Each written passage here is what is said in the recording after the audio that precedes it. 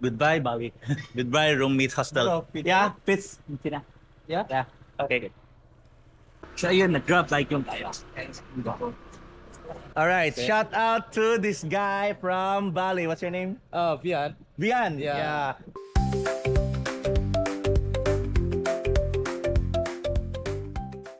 What's up mga pops and mga mamshis? Good morning. So welcome back to Papa Pets TV.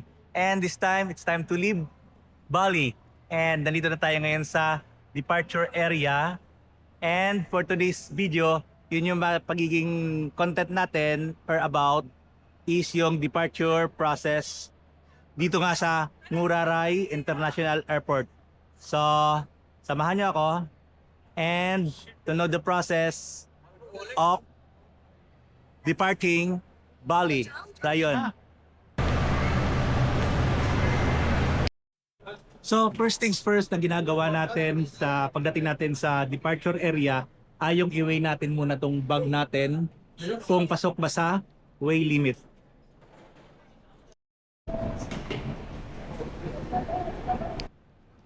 So, pasok naman yung bag natin sa weigh limit na 10 kg ang ating baggage, cabin baggage allowance. So by this time, we will be departing Bali via Scoot. Bale, ang magiging itinerary natin ay Bali, Singapore for a 22 hours layover, and then Singapore to the Philippines. So mamaya na yung details bakit tayo nag-Scoot. Ayun, ito, meron na tayong boarding pass. So pag sa Scoot kasi, pwede na pala kayong mag-online check-in tapos bibigyan na kayo ng mismong boarding pass nandito. So, hindi nyo na kailangan pumila doon para kumuha ng physical boarding pass na katulad sa atin na halimbawa may physical may naka-web check-in ka na pero kailangan mo pa rin ng kumuha ng physical copy ng boarding pass. So, dito hindi na. So, at syempre, wala naman tayong check-in baggage, so madali lang yung process. And then, by the way, kung meron kayong kailangan nyo pa rin ng physical boarding pass at hindi kayo nakapag-web check-in, nandito siya sa desk A127. So, ayun. Explore pa muna natin yung ibang mga details about sa ating check-in process. So, dito muna natin i-continue yung ating kwentuhan. As usual, na dito tayo ngayon sa Burger King, our favorite Burger King, and we're having, of course, veggie burger and fries and something. So yun na nga, mula dun sa ating hostel in roommates Canggu, after check-out, nag-book na lang tayo ng Grab bike, which is cheaper, 3 times cheaper siya. Kasi kung halimbawa, nag-Grab car kayo, around 150 IDR. Tapos yung Grab bike is only 50 IDR. So nagbigay na lang tayo ng konting tip kay Kuya. Shout out kay Kuya Ivan. Sabi niya kanina. So pinalo din tayo, nag-subscribe siya and nag-subscribe din tayo sa channel niya. So ayun. Ang travel time is around 40 minutes. And kung nag-Grab car siguro kayo, it will take almost an hour or more kasi grabe yung traffic around that area. So, it's already 11:30. So, mabilis tayo nakarating dito sa airport. And our flight time, our boarding time is around 1:30 pa. So, we still have 2 hours. So, ayun na nga. Balik tayo dun sa Grab ride. Ang cons lang niya, ang disadvantage ay medyo malayo yung drop-off point ng mga Grab bike. Hanggang doon lang. Unlike yung car, pwede pumasok dito sa harap mismo ng departure gate. So, ayun. And then, medyo malayo nga yung lakad, pero shaded naman siya. So, I would not recommend kung meron kayong dalang luggage na medyo malaki. Kasi, although shaded siya, pwede naman maging trolley. Kasi minsan yung trolley, sinasakay naman nila sa harap ng bike. So, book a bigger bike. Like yung sabi bike plus yata nakalagay doon o bike premium kasi pwede niya ilagay yung uncarry luggage nyo. Kung uncarry luggage ang dala nyo, pwede niya ilagay sa harap ng kanyang bike. So ayun. And then ayun na nga, ginawa natin yung mga usual departure process natin. So yung kanina. So ayun. So ngayon, bakit nga ba tayo bakit nga ba ang pinili natin ay may layover ng Singapore na 22 hours? Ayun. During booking time, ang nabook ko lang kasi dito sa ating Bali ay one way na piso fare around 1,200 something. Wala pang oil crisis noon. And then, hindi ako nag-book ng pauwi. And then yung pagpauwi, ay nung the time na nag-book na ako sa Cebu Pacific is around 4,000 plus. So, mabot mga 4,500, ganyan. So, I checked another way. So, meron ngayon si Scoot, which is just around 5,000 plus. And then, ang plus pa niya, advantage pa niya, ay yung 10 kilogram na hand carry allowance na cabin baggage allowance. So 10 kilos, unlike kay Cebu Pacific, 7 kilos lang. So kung nag-intay kanina, exactly 10 kilos lang talaga yung dala natin. So very good yun. So ayun. And then bakit pinili ko pa rin na mas maganda ang Singapore? Kasi as part na nagiging parang tradition natin, kapag pumunta tayo sa isang country, it's not only one country, but two or more countries. So magkakaroon pa tayo ng another content in Singapore for a 22 hours layover. So, much more about that sa upcoming vlogs na natin. So, yung how to spend a 22 hours layover in Singapore.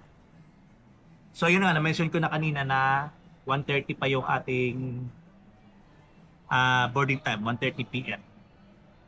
So, kain muna tayo and mamaya na ulit ibang daga.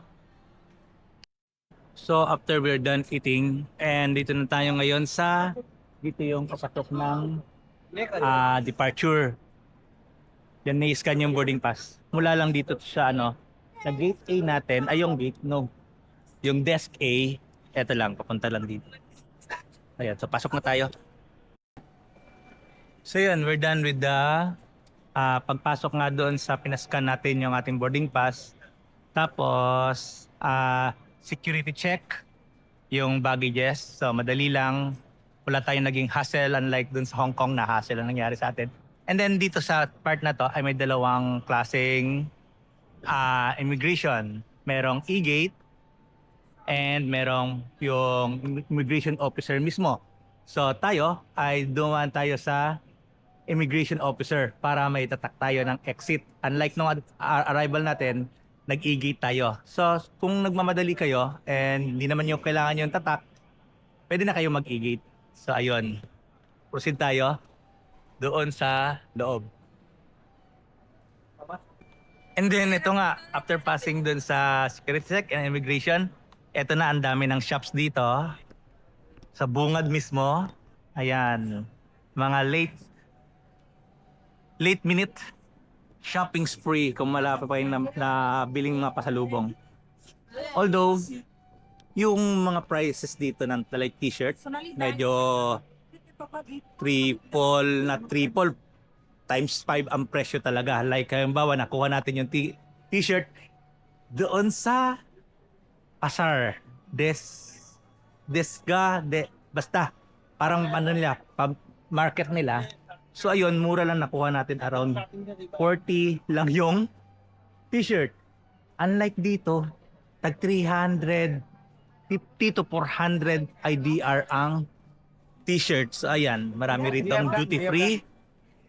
And then, by the way, kung meron kayong dalang pasalubong na sigarilyo, and then dadaan pa kayo ng Singapore for layover, and then lalabas pa kayo ng mismong Singapore, ay huwag nyo nang tangkain kasi hindi naman siya prohibited, pero kailangan yung i-declare, and mahal ang cigarette tax sa Singapore.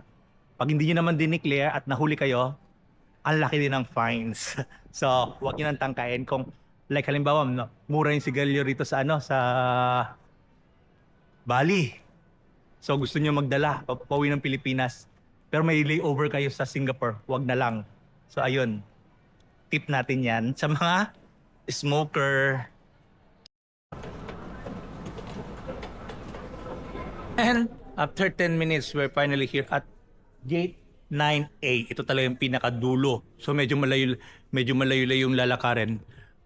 Galing doon sa mga duty free area kanina na in-explore natin. Sa pababa, yung mamaya pag nag-open na yung boarding time.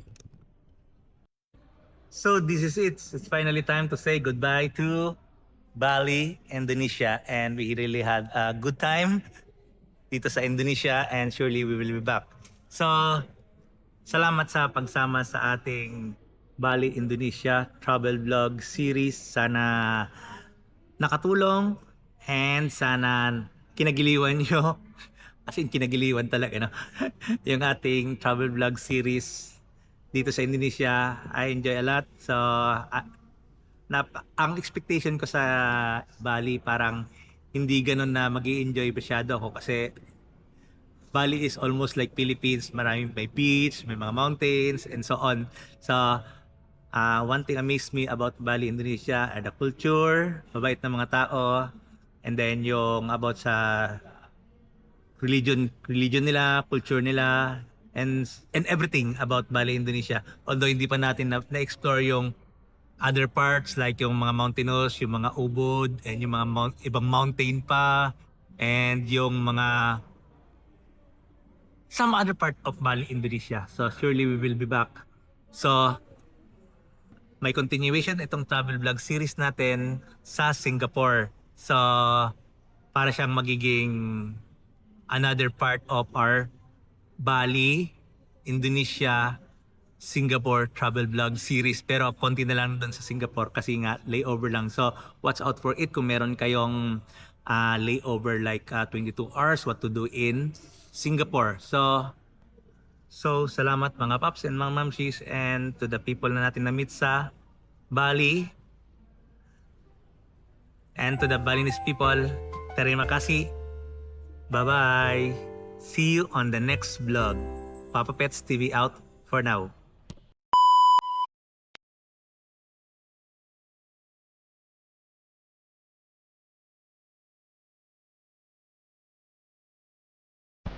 Hello. Okay, closer to that. Thank you.